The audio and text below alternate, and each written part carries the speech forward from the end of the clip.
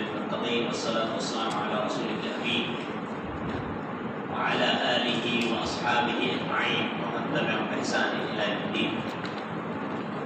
أعوذ بالله من الشيطان الرجيم من همزه ونفخه ونفسه. بسم الله الرحمن الرحيم. يا أيها الذين آمنوا اتقوا الله وابتغوا إليه الوسيلة وجاهدوا في سبيله لعلكم تفلحون. اللہ تبارک و تعالیٰ آیت کریمہ میں ایمان والوں سے مخاطب ہو کر کہتا ہے اے ایمان والوں ابتغوا الیہ الوسیلہ، اللہ سے ڈرو، تقوی اختیار کرو اور اللہ کی طرف وسیلہ اختیار کرو. وجاہدوا فی سبیلہ، اللہ کے راستے میں جہاد کرو، کوشش کرو، لعلکم تفلحون، تاکہ کامیاب ہو جاؤ. بعض لوگوں نے اس آیت کی ترجمانی غلط کی ہے. اس سے جو ناجائز وسیلہ ہے اس کی طرف اشارہ کیا ہے کہ اللہ رب العالمین وسیلہ اختیار کرنے کا حکم دیتا ہے، جبکہ اللہ نے اس آیت میں خود وضاحت کیا ہے کہ وسیلہ کیا ہے. اللہ کہتا ہے ایمان والو تقوی اختیار کرو، وابتغوا الیہ الوسیلہ، اللہ کا قرب حاصل کرو. وسیلہ کے معنی یہاں پہ قرب ہے، اللہ کا قرب حاصل کرو. اور کیسے حاصل کرو؟ وجاہدوا فی سبیلہ، اللہ کے راستے میں مجاہدہ کر کے، کوشش کر کے، جہاد کر کے، تقوی اختیار کر کے، اعمال صالحہ کر کے اللہ کا قرب حاصل. اور اللہ کا قرب ایک اور طریقے سے حاصل ہوتا ہے کہ جتنی منہیات ہے، نافرمانی کی چیزیں ہیں، ممانعت کی چیزیں ہیں، محرمات ہیں، ان تمام چیزوں سے بنتا ہے مومن و مومنہ اپنے آپ کو بچا کر رکھے تو اللہ کا قرب حاصل ہوتا ہے. نہ کہ وہ ناجائز وسیلہ جو معاشرے کے اندر بتایا گیا اس کے تھرو. اور ایک معنی یہ بھی ہوتا ہے کہ اللہ کے نبی صلی اللہ علیہ وسلم کو ایک مقام عطا کیا جانے والا قیامت کے دن جو کسی بھی نبی کو نہیں ملا ہے. وہ مقام کا نام ہے محمود اور اس کا دوسرا نام وسیلہ ہے. اسی لیے نبی صلی اللہ علیہ وسلم کی روایت ہے، نبی صلی اللہ علیہ وسلم فرماتے ہیں، مسلم شریف کی روایت ہے کہ میرے لیے تم لوگ وسیلے کی دعا کیا کرو، اسی لیے کہ جو میرے لیے وسیلے کی دعا کرے گا میں اس کے لیے قیامت کے دن شفاعت کروں گا، یعنی میری شفاعت طے ہو جائے گی.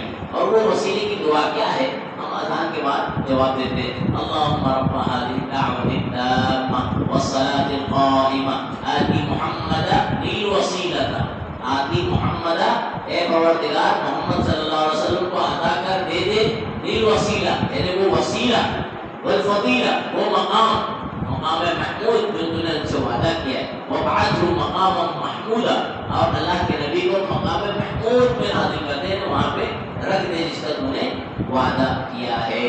معلوم یہ ہوتا ہے کہ یہ وسیلے سے مراد وہ ناجائز وسیلہ نہیں ہے جو معاشرے کے اندر بے وجہ کا بزرگوں کا اور اس کا سہارا لے کے لیا جاتا ہے جس کا شریعت میں کوئی جو ہے جواز نہیں ہے اور کوئی بنیاد نہیں ہے. پھر اللہ رب العالمین فرماتا ہے کہ چوری کرنے والے مرد ہو یا خاتون ان کے ہاتھ کاٹے جائیں. اللہ کی طرف سے عبرتناک سزا کیوں دی جا رہی ہے؟ اللہ کہتا ہے کہ جو اللہ رب العالمین کا نافرمان ہوگا وہی نافرمانی اختیار کرے. اب ظاہر بات ہے یہ جو سزا ہے اللہ نے بتائی ہے یہ ہمارے دیشوں میں نہیں ہے. یہ کون سے دیشوں میں؟ جو اسلامی مملکت ہو، جہاں پہ امیر المومنین ہو اور اس کو یہ اختیار اللہ رب العالمین نے دیا ہے. نہیں تو اگر کوئی بھی جو ہے کھڑا ہو جائے اللہ نے اختیار دیا میں اس کا ہاتھ کاٹوں گا چوری کیا اس نے، نہیں، یہ ہمارے یہاں کے لیے نہیں ہے اسلام کا ہی معاملہ. لیکن ہم چونکہ دارالحرب میں رہتے ہیں، ہمارے اسلامی مملکت یہاں پہ نہیں ہے، اس لیے یہ قاعدہ یہاں پر لاگو نہیں ہوتا ہے. جہاں پر اسلامی مملکت ہوگی وہاں پر یہ قاعدہ لاگو ہوگا، امیر المومنین کے ذمہ ہوگا کہ وہ ہاتھ کاٹے. اب ہاتھ کیسے کاٹے، کتنا کاٹے، اس کے تعلق سے تفصیل ہے. ہاتھ کتنے روپے دینار پہ کاٹے، کتنی جوری پر کاٹا جائے، اس کی جو ہے شریعت میں تفصیل بتائی گئی ہے. پھر نبی کریم صلی اللہ علیہ وسلم کو اہل کفر و شرک کی طرف سے جو ہے کہ ایمان نہ لانے پر جو قلق ہوتا تھا، تکلیف اور جو افسوس ہوتا تھا، اس کی تعلق سے اللہ رب العالمین تسلی دیتے ہوئے نبی کریم صلی اللہ علیہ وسلم سے کہتا ہے کہ اللہ کے نبی صلی اللہ علیہ وسلم ان کا ایمان نہ لانا آپ کو غمگین نہ کرے. یعنی جو اگر مشرکین نہیں مان لاتے ہیں، آپ کا انکار کرتے ہیں تو آپ کا یہ غمگین نہ کریں. یہ وہ لوگ ہیں جن کے بجائے یا تو اندر نفاق ہے یا ہٹدرمی ہے. پھر اہل کتاب کی ایک خرابی کی طرف اللہ رب العالمین اشارہ دیتے ہوئے امت محمدیہ کو سبق دیتا ہے، یعنی گویا ہمیں دیا جا رہا ہے کہ اے امت محمدیہ کے لوگوں، اے مسلمانوں، یہ خرابی جو اہل کتاب میں تھی تم اپنے اندر داخل اور شامل مت کرنا، ورنہ کیا ہوگا؟ نتیجہ وہ ہوگا جو اللہ رب العالمین نے یہاں پہ بیان کیا ہے. ان کے اندر خرابی میں کئی خرابی تھی. اللہ نے یہاں پہ جو آیت میں نقل کیا ہے وہ یہ کہ اللہ اللہ رب العالمین کے کلمے کو بدل دیا کرتے تھے، تحریف تبدیل کیا کرتے تھے، اللہ کی کتاب میں بھی تحریف کر دیتے تھے، یہاں کا معنی وہاں، وہاں کا معنی وہاں. جیسے کہ ایک مثال ملتی ہے اللہ کے نبی صلی اللہ علیہ وسلم کے زمانے میں جو ہے یہودیوں میں سے ایک قبیلے کے دو لوگوں نے زنا کیا. اب زنا کرنے کے بعد یہودی جو بڑے تھے ان لوگوں میں دو گروہ تھا. ایک گروہ تھا جو بنو قریظہ کا تھا، ایک دو گروہ تھا جو بنی نذیر کا تھا.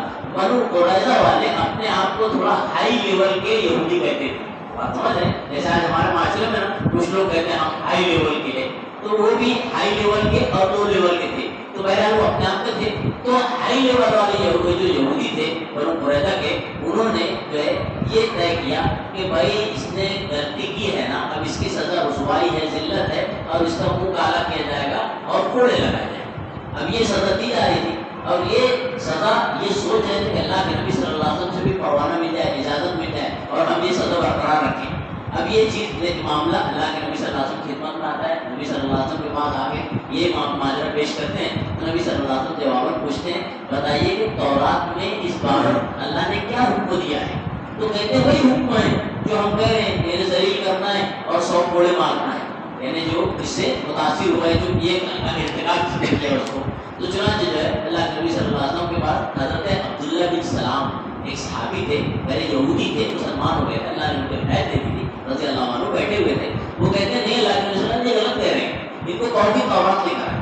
فوراً جو ہے تورات لائی گئی، اس وقت موجود تھی، جو متغیر بھی تھی وہ موجود تھی. آج ہمارے یہاں بھی تورات کے اس کے متغیر موجود ہے، انجیل پڑھتے رہتی ہے، لیکن وہ اصل انجیل اور تورات میں جو اللہ رب العالمین نے نازل کی تھی. بہرحال تو تورات جو لائی گئی اور اس کے بعد جو ہے وہ جو نسخے سے نکال کے پڑھا جانے لگا. تو جو پڑھ رہا تھا وہ تھوڑا چالاک تھا، ان کے اندر چالاکی ختم ہوئی نہیں تھی. چالاک پڑھتے پڑھتے جو ہے اس طرح ہاتھ رکھ کے پڑھ رہا تھا، اور جہاں پر جو سزا تھی، جو اسلام کی سزا ہے بتائی گئی ہے کہ جو ہے رجم کیا جائے، اس کے اوپر انگوٹھا ایسے رکھ کے ایسے پڑھ رہا تھا. حضرت عبداللہ بن سلام رضی اللہ عنہ کہتے ہیں کہ اللہ کے نبی ان سے کہیے انگوٹھا اٹھائے. جب انگوٹھا اٹھاتے ہیں تو اس کے اندر وہی سزا تھی تورات میں جو اللہ رب العالمین قرآن میں یہاں پہ بیان کر رہا ہے. اللہ نے یہاں یہ بات بیان کی کہ یہ ان کے اندر رد و بدل کا معاملہ پایا جاتا تھا کتاب اللہ میں. اے امت محمدیہ تم ایسا مت کرنا، اللہ رب العالمین کی لعنت میں تم بھی گرفتار ہو جاؤ گے اور اللہ رب العالمین کے عذاب میں گرفتار ہو سکتے ہو. پھر اللہ رب العالمین کہتا ہے کہ تورات میں قصاص اور بدلے کا طریقہ، میں نے ابھی جو مختصر اشارہ کیا وہی تھا جو اسلام میں بتایا گئے. آنکھ کے بدلے آنکھ، کان کے بدلے کان، کان جو ہے نفس کے بدلے نفس. لیکن یہ تورات کے ماننے والے جو اپنے آپ کو کہتے تھے یہود کا دو حصہ، تو یہ لوگ جو کیا کرتے تھے قصاص کے طور پہ جو بنو قریظہ کے لوگ تھے ان کے اوپر جو ہے جب دیت ہوتی تھی تو 50 وسق کیا جاتا تھے، اور جب جو دوسرا قبیلہ تھا ان کے اوپر جب دیت والی بات آتی تھی 100 وسق دیا جاتا. تو یہ تفریق کیوں ہے؟ جب تورات کے اندر بھی یہی معاملہ ہے کہ بھائی آنکھ کے بدلے آنکھ برابر ہوگا، تو پھر آپس میں دو حصے میں ایک حصے کے تعلق سے الگ دیت، دوسرے حصے کے تعلق سے الگ دیت کیوں ہے؟ پھر اللہ رب العالمین فرماتا ہے جو اللہ کے نازل کردہ کلام سے فیصلہ نہیں کرتا ہے تو پھر وہ فاسق ہوتا ہے، ظالم ہوتا ہے. پھر اللہ کہتا ہے یہود کے پیچھے ہم نے عیسیٰ ابن مریم کو بھیجا. اللہ یہاں پہ اشارہ دے رہا ہے حضرت عیسیٰ علیہ السلام جو ہے یہود کے بعد آئے تھے، بنی اسرائیل میں تھے. اللہ کہتا ہے کہ جب وہ آئے تو انجیل ان کو دی اللہ نے، اور وہ آنے کے بعد بھی یہود کو کہا کہ اللہ کی کتاب تورات کی ہی بات مانو اور جو اللہ نے مجھ پر نازل کی انجیل اسی کو تسلیم کرو. انہوں نے بھی کوئی نئی چیز نہیں بتائی تھی، لیکن یہودیوں نے پھر بھی تورات کا انکار کیا. پھر فرماتا ہے انجیل والوں سے بھی گزارش ہے، اللہ وہ یہ کہتا ہے کہ انجیل والے بھی اپنے انجیل پر عمل کریں، انجیل کی باتوں کو اختیار کریں اور اللہ کا فیصلہ جو آئے اسی کے مطابق فیصلہ کریں، اور اللہ کے نازل کردہ فیصلے کے مطابق جو فیصلہ نہ کریں اللہ کہتا ہے فاسق ہے. پھر اللہ رب العالمین اللہ کے نبی صلی اللہ علیہ وسلم کی طرف اشارہ کرتے ہوئے کہتے ہیں کہ ہم نے اللہ کے نبی کو بھی کتاب دی ہے، وہ ہے قرآن حکیم، اور اللہ نے اس کے بعد مہیمن کہا ہے، یعنی یہ محافظ ہے، حاکم ہے، یہ محافظ ہے، حاکم ہے.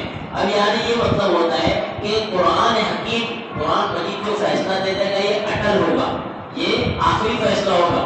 اب اس کے بعد نہ تورات دیکھی جائے گی نہ ضرور دیکھا جائے گا، اور جو اس فیصلے کو تسلیم نہیں کرے گا اللہ رب العالمین کہتا ہے تو پھر وہ اللہ رب العالمین کا نافرمان ہے، چاہے وہ مومن ہو، وہ یہودی ہو، نصرانی ہو، جو بھی ہے. پھر فرماتا ہے اے مانو تم میں سے جو شخص اپنے دین سے پھر جائے میں یرتد دین کو، تو اللہ اس سے بہتر ان کو لائے گا، اس کو جو دین سے پھر جاتے ہیں. آپ غور کریں، حضرت قتادہ رضی اللہ عنہ بیان کرتے ہیں کہ اللہ رب العالمین جو ہے آگے کی چیزوں کو تو جانتا وقت ایسا آئے گا کہ ارتداد کا فتنہ پیدا ہو جائے. اور ہم اور جانتے ہیں جناب محمد رسول اللہ صلی اللہ علیہ وسلم کا جس وقت انتقال ہوا بس اسی وقت فتنہ ارتداد قائم ہوا تھا. کچھ لوگ کھڑے ہو گئے تھے کہہ رہے تھے نہیں اب زکات دے کے فائدہ کیا ہے جب اللہ کے نبی نہیں ہے. تو اتنا بڑا فتنہ کھڑا ہوا تھا کہ کافی لوگ اس کے بہکاؤ میں آنے لگے تھے, اس فتنے کے گھیرے میں آ گئے تھے. اللہ کے حضرت ابوبکر صدیق رضی اللہ عنہ جب معلوم ہوا تو جو ہے حضرت ابوبکر صدیق رضی اللہ عنہ نے ان کے خلاف جنگ کا علم اٹھایا. حضرت عمر فاروق رضی اللہ عنہ جو ہے ان کے مخالف ہوئے ابتدا میں کہ ابوبکر صدیق اللہ رب العالمین قرآن میں کہتا ہے جو لا الہ الا اللہ پڑھ دے محمد رسول اللہ کی گواہی دے بس اس کے خلاف نہیں لڑنا, جنگ نہیں کرنا ہے. تو حضرت ابوبکر صدیق بڑے دور اندیش تھے اس وقت. کہتے ہیں یہ بظاہر تو جو ہے زکات روک رہے ہیں لیکن یہ اصل میں لا الہ الا اللہ اور محمد رسول اللہ کی مخالفت ہی کر رہے ہیں. اور یاد رکھو اعلان کرتے ہیں جو نبی صلی اللہ علیہ وسلم کے زمانے میں ایک رسی یا رسی کا ٹکڑا دیتا تھا اگر وہ آج کے دن زکات کو روکے گا تو اس کے ساتھ جہاد کروں گا. اللہ رب العالمین نے اس پورے بیک گراؤنڈ کو بیان کیا. حضرت خطاب رضی اللہ کہتے ہیں اللہ رب العالمین نے اسی کے تناظر میں کہا ہے کہ امت محمدیہ کو طریقہ کار اختیار نہ کرے. تو یہودیوں نے اختیار کیا تھا کہ اللہ کے نبی کی باتوں کو چھوڑ کر اپنی منمانی اختیار کی. پھر اس کے بعد جو ہے اللہ کے عذاب میں گرفتار ہو گئے. پھر اللہ رب العالمین نے ساتھ ہی جو اللہ کے بندے ہوں گے جو جماعت اللہ پسند کرتا ہے اس کی علامت بیان کیے. اللہ سے محبت کرنے والے, اہل ایمان کے لیے نرم گوشہ, دیگروں کے لیے سخت ہونے والے, اللہ کے نام میں جہاد کرنے والے اور اللہ کے بارے میں کسی ملامت در کی ملامت سے نہ ڈرنے والے. یہ وہ لوگ ہیں جن کی صفات جو صفاتیں اللہ رب العالمین بندوں میں چاہتا ہے اور اللہ پسند کرتا ہے. اور یہ چاروں صفتیں صحابہ کرام میں ہو موجود تھی, اسی لیے صحابہ کرام دونوں جہان میں کامیاب ہوئے. اللہ اشارہ دیتا ہے امت محمدیہ کی صفات کو اپنے اندر داخل کرے تو انشاءاللہ ضرور دنیا میں بھی نجات ہوگی اور آخرت میں بھی نجات ہوگی. پہلی صفت اللہ سے محبت کرنے والے, اہل ایمان کے لیے نرم گوشہ. یہ نرم گوشہ سمجھ رہے ہیں معاملہ مسلمان کو ہو نا تو بہت نرم ہونا چاہیے. دیگر کا معاملہ ہو تو سخت ہونا چاہیے. یہ اللہ رب العالمین نے قرآن میں کہا ہے. پھر اللہ کے نام میں جہاد کرنے والے اور چوتھے اللہ کے بارے میں کسی ملامت کر کی ملامت سے نہ ڈرنے والے. کوئی اگر شریعت کا روان پا رہا ہے کوئی اس کا ٹھٹا اڑاتا ہے, اڑانے دو, اللہ رب العالمین اس کا اجر دینے والا ہے. یہ خوبی اللہ کو پسند ہے. پھر فرماتا ہے اے ایمان والوں ان لوگوں کو دوستوں بناؤ جو تمہارے دین کی ہنسی مذاق اور کھیل کود بنا لیتے ہیں. یہ بھی معاملہ بڑا شاندار ہے, تاریخ میں بڑا واقعہ عمدہ ملتا ہے. اس کی طرف اشارہ مختصر بتا دوں. وہ اہل کتاب میں سے ہو, کفار میں سے ہو. اہل کتاب سے مراد یہود نصارہ ہے اور کفار مراد مشرکین مکہ ہے. چند آیتیں پہلے اللہ رب العالمین نے ایک بات کہی ہے وَمَن يَتَوَلَّهُمْ, اور جو ان کو دوست بنائے گا تو فَإِنَّهُ مِنْهُمْ, وہ ان میں سے ہو جائے. اور ولی کے معنی ہوتا ہے جگری دوست. جگری دوست سمجھتے ہیں یعنی آدمی اپنے راز کو جس کے پاس افشا کرے, ظاہر کرے, وہ جو ہوتا ہے جگری دوست ہوتا ہے. اللہ نے مسلمانوں کو تنبیہ کی ہے کہ یہود کو, نصارہ کو اور اسی طرح جو ہے مشرکین کو جگری دوست نہ بنائیں, اپنے راز کو, حقائق کو افشا نہ کریں. اگر کوئی ایسا کرتا ہے ان کو جگری دوست بناتا ہے, اللہ کہتا ہے فَإِنَّهُمْ مِنْهُ, وہ ان میں سے ہو سکتا ہے. بات سمجھ میں, تو اس لیے بہت محتاط رہنا چاہیے مسلمانوں کو. پھر اللہ رب العالمین جو ہے ولی اور جگری دوست کس کو بنا سکتا ہے, کون؟ اللہ نے اشارہ دیا ہے کہ اللہ کو بندہ مومن ولی جگری دوست بنا سکتا ہے. یعنی مومن کا دوست اللہ, اللہ کے دوست مومنین. آپ غور کریں, مومن کو اگر یعنی محبت رکھنے تو اللہ سے, اس کے بعد رسول سے, اس کے بعد مومنین سے. اللہ نے یہاں پہ تفصیل بیان کی ہے. اصل دوست یہی لوگ ہوتے ہیں جو ایمان والے ہوں, جو اللہ کو ماننے والے ہوں اور اللہ کے رسول کو ماننے والے ہوں, اور اللہ رب العالمین بھی انہی کا دوست ہوتا ہے. پھر اللہ نے مومنین کی علامت بتائی, زکات دینے والے, حج کرنے والے, اسی طرح جو نماز کو پابندی پڑھنے والے اور جو ہے اللہ کی فرمانبرداری کرنے والے اور اللہ کے سامنے جھکنے والے مومن ہوتے ہیں.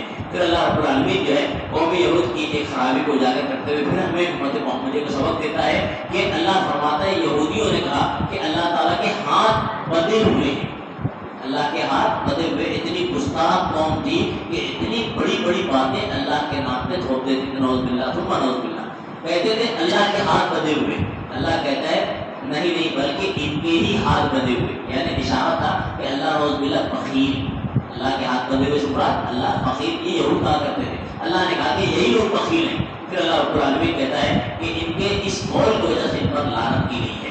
یعنی اگر کوئی آدمی اللہ کی شان کو گستاخی کرے گا, اللہ بتا رہا ہے کہ اللہ اس کو پر لعنت بھیجتا ہے. جب اللہ پر اللہ کی لعنت ہوتی ہے تو وہ اللہ کی رحمت سے دور ہو جاتا ہے. عذاب الہی دنیا میں گرفتار ہو, پھر آخرت میں طے ہے. یہ بلکہ اللہ رب العالمین دونوں ہاتھ اللہ کہتا ہے، اللہ کے دونوں ہاتھ ہیں، اللہ کے دونوں ہاتھ ہیں. اس پہ نوٹ غور کریں، ایک ہاتھ نہیں. بعض لوگ سمجھتے ہیں اللہ کو ایک، نعوذ باللہ من ذالک، انہوں نے بیان کیا اللہ کے دونوں ہاتھ ہیں. اور اس کے بعد اللہ رب العالمین کہتا ہے کہ اللہ کے تعلق سے جیسے کہ دیگر جگہوں پر بیان کیا، اگر ہاتھ صفات بیان کیے، چہرہ، پاؤں، اس کے تعلق سے ہمیشہ ایک مومن کو ذہن نشین رکھنا چاہیے کہ جو اللہ کے ہاتھ، پاؤں اور چہرہ بتائے گئے وہ انسانوں جیسا نہیں ہے.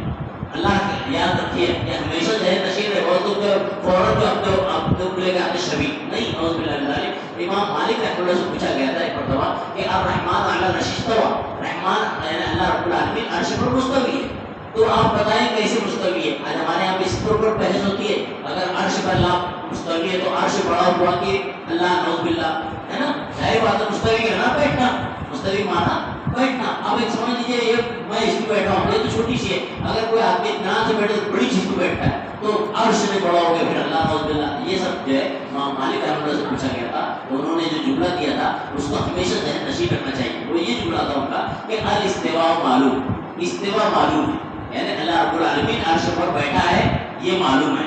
اللہ کا ہاتھ ہے، دونوں ہاتھ ہیں معلوم ہے. اللہ کا چہرہ ہے معلوم ہے. اللہ کا پاؤں ہے معلوم ہے. والکیفیت مجہول، کیسا ہے نہیں معلوم. بس یہی جواب مختصر.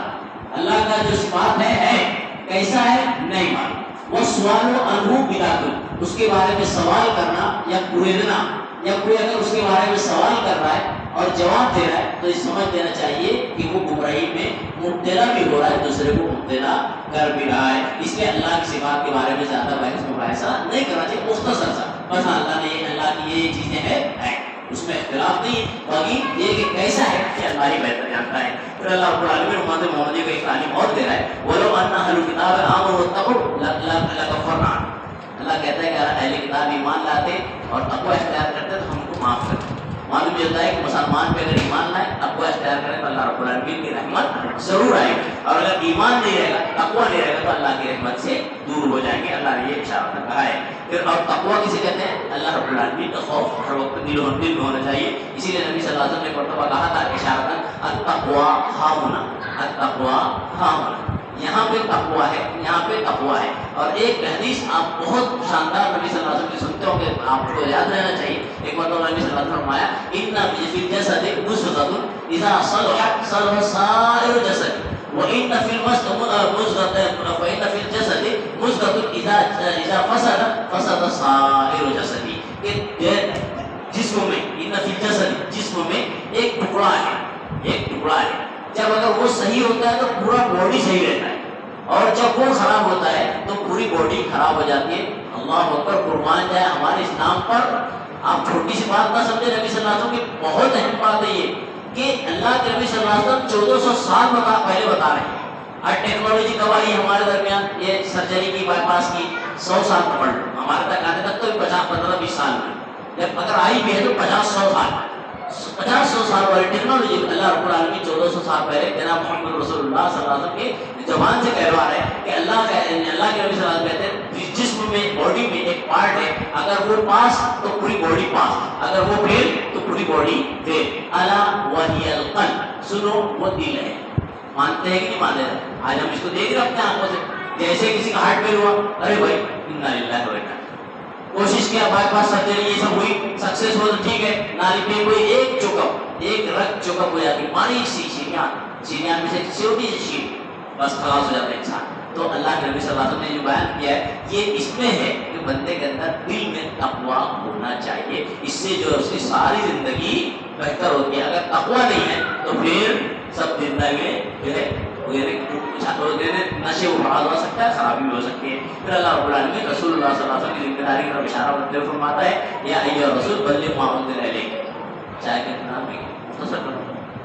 اچھا ہاں، یا ایھا الرسول بلغ ما انزل الیک من ربک، اے رسول جو آپ کی طرف آیا ہے اللہ رب العالمین کی طرف سے اسے جو ہے پہنچائیے. بلغ ما انزل الیک من ربک. اور اگر آپ نے ایسا نہیں کیا، رسول اللہ صلی اللہ علیہ وسلم سے اللہ کہہ رہا ہے آپ نے اگر رسالت کو نہیں پہنچایا فما بلغت رسالت، تو آپ نے رسالت نہیں پہنچائی، یعنی آپ نے اللہ کی ذمہ داری پوری نہیں کی. معلوم یہ ہوتا ہے کہ رسولوں کی اور اللہ کے نبی جناب محمد رسول اللہ کی ذمہ داری تھی کہ جتنا رسالت کے طور پہ ملا ہے پورا کی پورا پہنچا دے. ماں عائشہ کی روایت ملتی ہے اگر کسی نے یہ کہا کہ نبی کریم صلی اللہ علیہ وسلم نے رسالت پہنچانے میں خیانت کی وہ جھوٹا ہے. وہ کیا ہے؟ جھوٹا ہے. اسی لیے آپ غور کریں نبی صلی اللہ علیہ وسلم جو ہے حجۃ الوداع کے موقع پر تقریباً 1,20,000 22,000 44,000 40,000 جو 24,000 نہیں بتاتے ہیں غلط 24,000 نہیں بتاتے غلط 1,20,000 22,000 40,000 اور 44,000 یہ روایت میں ملتا ہے کہ صحابہ کرام کی تعداد تھی. 1,00,000 جتنی بھی کم و بیش اتنے صحابہ کرام کے درمیان نبی صلی اللہ علیہ وسلم نے جملہ کہا تھا کہ اے صحابہ بتاؤ میں نے حل بلغت و ادیت میں نے امانت اللہ کی پہنچائی اور اس کو ہو بہو دیا کہ نہیں دیا. تو سب صحابہ کرام بیک وقت کہہ رہے تھے ایک ساتھ کہہ رہے تھے بلا یا رسول اللہ انت بلغت و ادیت و نصحت. تین چیزیں بولی صحابہ کرام نے. بالکل اللہ کے نبی صلی اللہ علیہ وسلم آپ نے پہنچا بھی دیا وہ ادیت پورا پورا ادا کیا اس میں کمی نہیں کی. وہ نصحت پھر خیر خواہی بھی کی. خیر خواہی کسی کہتے ہیں مزید بات سمجھ رہے یعنی چھوڑا نہیں بلکہ اور رہنمائی کے طور پر مزید بھی سمجھا دیا تشریح بھی دے دی ہم کو. جب اللہ کے نبی صلی اللہ علیہ وسلم نے اللہ رب العالمین کی طرف ایسے انگلی اٹھاتے ہوئے دھیرے سے انگلی کو جھکایا اور کیسے جملہ کہہ رہے تھے اللہم اشہد اللہم اشہد اللہم اشہد دونوں باتیں ایک ساتھ اللہم اشہد اے پروردگار تو گواہ ہے. بات سمجھ رہے ہیں اتنے لوگ دیکھ رہے ہیں بول رہے ہیں اے پروردگار تو گواہ ہے. اللہ کے نبی صلی اللہ علیہ وسلم نے کہا کہ میں نے بات پہنچا دیا بہو کوئی طرح کی کوتاہی نہیں کی ہے. اللہ رب العالمین جو ہے پھر فرماتا ہے اہل کتاب کسی چیز پر نہیں ہے. بہت اہم نکتہ ہے. معاشرے میں لوگ جو ہے اس کو جانتے نہیں اس لیے جو ہے لوگوں سے بحث کرتے ہیں. اللہ نے اشارہ صاف کہہ دیا اہل کتاب کسی چیز پر نہیں ہے. اب یعنی جناب محمد رسول اللہ صلی اللہ علیہ وسلم کی شریعت آنے کے بعد اب کوئی یہودی کہے نصرانی کہے کہ میں حضرت عیسیٰ کو ماننے والا ہوں السلام یا تو حضرت موسیٰ علیہ السلام کو ماننے والا ہوں اور نجات پاؤں گا. بہت سے لوگ ہمارے معاشرے میں مسلمانوں میں اس ذہن کے ہیں جو وحدت ادیان کے قائل ہیں. اس لیے میں نقطہ چھیڑ رہا ہوں کہ وحدت ادیان کے قائل ہے کہتے ہیں کہ کوئی کسی بھی مذہب اور دھرم پہ رہ جائے اگر وہ اللہ کو مانتا ہے تو بس نجات ہے. نہیں نجات ہے ناممکن ہے. اللہ قرآن میں کہتا ہے اہل کتاب کسی چیز پر نہیں ہے جب تک کہ توریت انجیل اور جو کچھ ان کی طرف رب کی طرف نازل ہوا وہ اسے مانے اور ساتھ ہی ساتھ جناب محمد رسول اللہ صلی اللہ علیہ وسلم کی طرف سے نازل ہوا ہے یعنی قرآن اس کو تسلیم کریں گے تو ہی کامیاب ہے. ورنہ پھر کوئی کتنا بھی اعلان کر رہے ہوئے ناکام نامرادی ہوگا. پھر فرماتا ہے یقیناً انہوں نے کفر کیا جنہوں نے مسیح ابن مریم علیہ السلام کو اللہ کہا حالانکہ خود مسیح نے ان سے کہا تھا کہ اے بنی اسرائیل اللہ کی عبادت کرو جو میرا اور تمہارا پروردگار ہے. یہ معلوم یہ ہوتا ہے کہ حضرت عیسیٰ علیہ السلام کے تعلق سے نصارہ کا جو یہ کہنا ہے کہ حضرت عیسیٰ علیہ السلام اللہ کے بیٹے اللہ یا ثالث ثلاثہ ہے یہ حضرت عیسیٰ علیہ السلام کی زبانی اللہ نے بیان کی کہ انہوں نے خود کہا کہ اے لوگوں تم اللہ کی بندگی کرو اس کے علاوہ کسی بندگی مت کرو. اور آپ کو معلوم ہونا چاہیے حضرت عیسیٰ علیہ السلام کی زبانی ایک اہم چیز ہوئی تھی. آپ جانتے ہوں گے بڑا مشہور باب تاریخ کا حضرت عیسیٰ علیہ السلام کی جب پیدائش ہوئی تھی تو پیدائش کے بعد ایک الزام حضرت مریم علیہ السلام پہ لگا تھا. وہ کیا الزام تھا؟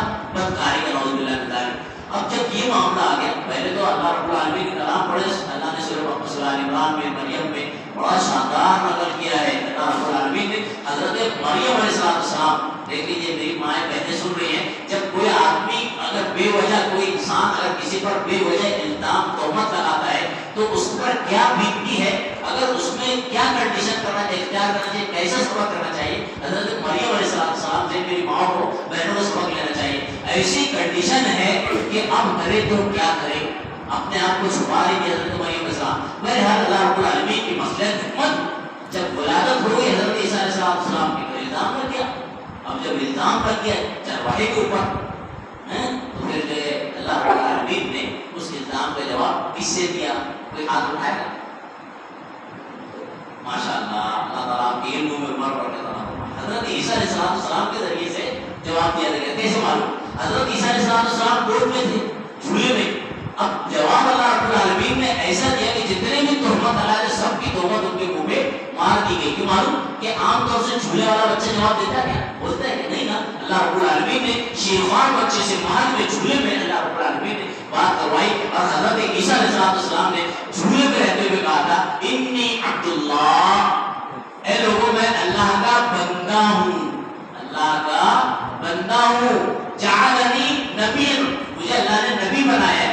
وہ آتانی کتاب، مجھے کتاب عطا کی، مجھے نبی اور کتاب ملی ہے، نبی بنایا گیا کتاب ملی، لیکن میں ہوں اللہ کا بندہ ہی.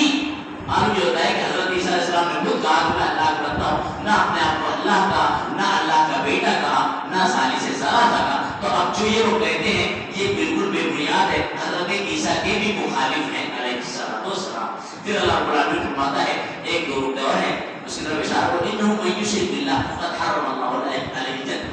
کتاب سنت والے بار بار یہ بیان کرتے ہیں، بڑی اہمیت کی بات ہے. یہ اللہ کی بات ہے، یہ کسی اس کی بات نہیں ہے مولوی صاحب کی کٹ جائے. اللہ کی بات ہے، کٹ نہیں سکتی. اللہ کہتا ہے انہ من یشرک باللہ، جو اللہ کے ساتھ شرک کرے گا فقد حرم اللہ علیہ الجنہ، اللہ نے اس پر جنت حرام. آپ غور کرتے ہیں حرام کسے کہتے ہیں؟ حلال اور حرام. ایک ہوتا ہے حلال، ایک ہوتا ہے حرام، ایک ہوتا ہے مشتبہ. اس پر غور کریں آپ. ایک ہوتا ہے حلال، ایک ہوتا ہے حرام، ایک مشتبہ. اگر حلال ہے تو ٹھیک ہے میرے جنت میں پہنچے، ایک حرام ہے تو جہنم میں گئے. آپ غور کریں. مشتبہ ہے کچھ ایسے ہیں جن کے اعمال میں گڑبڑ ہے نا، لیکن توحید پر تو اللہ کی رحمت پہ ڈیپینڈ ہے. اللہ ان کو اپنی رحمت سے جنت میں داخل کر سکتا ہے. اللہ نے جو ڈکلیئر کر دیا ہے حرام، بات سمجھ رہے ہیں، تو پھر ان کے اندر مشتبہ والا معاملہ نہیں ہے، ڈکلیئر ہے کہ جہنم میں. بات سمجھ رہے ہیں، پھر اللہ کی رحمت بھی ان کو ساتھ نہیں دے گی. اللہ رب العالمین اپنی رحمت سے بھی ان کو جنت میں داخل نہیں کرے گا، کیونکہ اللہ نے ان کے اوپر ڈکلیئر کر دیا. اس کو ہم ایک طرح سے سمجھ سکتے ہیں جیسے مثال کے طور پہ ایک ٹیچر ہے ماشاءاللہ عامر صاحب بیٹھے ہوئے ہیں. تو ٹیچر ہوتا ہے ایگزام میں 5 سوال دیتا ہے، ٹھیک ہے. اب 5 سوال اسٹوڈنٹ کو دیا گیا ہے ایگزام میں اور کہا گیا ہے 6 سوال 7 سوال لکھے ہوئے اور کہا گیا کہ 5 سوال کا جواب دینا ہے. ہر سوال کا جواب 20-20 نمبر کا ہے، ہر سوال کا جواب 20-20 نمبر کا ہے. اگر 5 بچے جواب دے گا اسٹوڈنٹ تو اس کو جو ہے جواب کا پیسہ اگر صحیح دے دیے تو 100 نمبر مل جائے گا. لیکن ٹیچر نے وہاں پہ دیکھا، آپ نے آپ کو بھی تجربہ ہوگا، ایک سوال کہہ رہے سوال نمبر 2 1 یا 3 پہلا 5واں تیسرا جو بھی ایک کمپلسری ہے. یہ کیا ہے؟ کمپلسری ہے، یعنی اس کا جواب بچے کو اسٹوڈنٹ کو دینا ضروری ہے. اگر بچہ 6-5 جواب صحیح دیا ہے لیکن کمپلسری والا نہیں دیا ہے تو یہ ہمارے سامنے استاد بیٹھے ہیں، اس کو کتنا نمبر ملے گا؟ بچے کو پورا 100 ملے گا؟ 80 ملے گا. بات سمجھ رہے ہیں؟ کیوں 80 ملے گا؟ ٹیچر نے ڈکلیئر کر دیا ہے کہ یہ والا کمپلسری ہے. اب وہ چھوڑ کے کتنا بھی کر لے پھر نمبر 80 ہی ملے گا. اللہ نے ڈکلیئر کر دیا ہے کہ جہنم اس پہ طے ہے اور جنت حرام ہے، تو پھر وہ آدمی کتنا ہی ہاتھ پیر مار لے گئے، اگر اسی حالت میں شرک کو مارے گا تو ڈکلیئر ہے کہ جہنم میں جائے گا، جیسے کہ اللہ رب العالمین نے کہا ہے. پھر فرماتا ہے اے نبی کریم صلی اللہ علیہ وسلم، آپ ان سے کہہ دو کہ تم اللہ کی سوا ان کی بات کرتے ہو جو نہ تمہارے کسی نفع کے اور نہ نقصان کے کام آتے ہیں. اللہ رب العالمین ہمیں ارشاد دیتا ہے امت محمدیہ کو کہ جب یہ جو توحید وسیلے کے نام پہ لوگ اللہ کے ساتھ شریک کرتے ہیں، اللہ کہتا ہے یہ کچھ نفع اور نقصان کے مالک نہیں ہے. سمجھے؟ اللہ نے چیلنج کیا کہ یہ سب کے سب مل کے، سمجھے؟ گٹھلی آتی ہے نا کھجور کی، ہم آپ دیکھ رہے ہیں الحمدللہ آپ لوگ کھاتے ہیں نا گٹھلی. اللہ نے چیلنج کیا معلوم؟ صرف گٹھلی نہیں، کھجور نہیں، کھجور کا درخت نہیں بنانے کا اللہ نے کہا. کھجور کا درخت، کھجور چھوڑو، گٹھلی کے اوپر جو برات آتی ہے باریک سی، اس کو قطمیر کہتے ہیں. قطمیر اللہ نے چیلنج کیا یہ سب جتنے ہیں نا، یہ ان کو اولاد دے رہے اور بڑا کر رہے، سب مل کے بھی ایک چھلکا بنا کے دکھائیں. اللہ نے چیلنج کیا کہ چھلکا نہیں بنائیں گے تو دوسروں کو اولاد اور بنا چیز کیا دے سکتا ہے. اللہ رب العالمین نے یہاں پہ بیان کیا. اور مسلمانوں کو ایک سبق حضرت عمر فاروق رضی اللہ عنہ سے لینا چاہیے. کیا سبق تھا؟ حضرت عمر فاروق رضی اللہ عنہ جو ہے حضرت اسود کو غصہ دیتے ہوئے کیا کہتے ہیں؟ بہت اہم سبق ہے. کہتے ہیں یا حجر انی عالم انک حجر، اے پتھر میں جانتا ہوں تو پتھر ہے، میں جانتا ہوں تو پتھر ہے. اب کون سا پتھر ہے؟ حجر اسود. اور آپ کو معلوم ہونا چاہیے تاریخ اور حدیث گواہ ہے کہ یہ وہ پتھر جو اللہ نے جنت سے بھیجا ہے. کہاں سے بھیجا ہے؟ جنت سے. حضرت عمر فاروق سبق دیتے ہوئے امت کو کہتے ہیں میں جانتا ہوں تو حجر اسود ہے، گرچہ جنت سے آیا ہے لیکن تیری حیثیت پتھر ہے. تیری حیثیت کیا ہے؟ پتھر ہے، تو نفع بھی نہیں دے سکتا، نقصان سے بچا بھی نہیں سکتا. اب پھر کہتے ہیں بھائی جو تجھ کو بھروسہ نہیں ہوگا، اسی لیے نہیں کہ تو نفع نقصان کما لے گا، اس لیے کہ میں نے جناب محمد رسول اللہ صلی اللہ علیہ وسلم کو رائٹ رسول اللہ صلی اللہ علیہ وسلم کے قبل فقط بس سمجھا گیا. یعنی جب حجر اسود جو جنت کا پتھر ہے دنیا میں وہ نفع نقصان نہیں دے سکتا ہے، تو پھر یہ گٹروں کے ادھر پتھر کچھ فائدہ دے سکتا ہے؟ ہمارے یہاں پہ یہ انگوٹھی لگا کے کہتے ہیں ہاں یہ والا پتھر ہے، اس سے جو چور دکھتا ہے یہ دکھتا ہے، اور یہ سب اللہ رب العالمین قرآن میں کہتا ہے کہ یہ بالکل اللہ کے ساتھ شرک ہے، اور یہ لوگ مشرک جن کے ساتھ شرک اللہ شرک کے ساتھ شریک کیے جاتے ہیں، یہ نفع نقصان کے مالک نہیں ہو سکتے. اللہ رب العالمین سے دعا کرتے ہیں اللہ العالمین ہمیں اللہ رب العالمین کے کلام کو سمجھنے والا بنائے، اور اللہ رب العالمین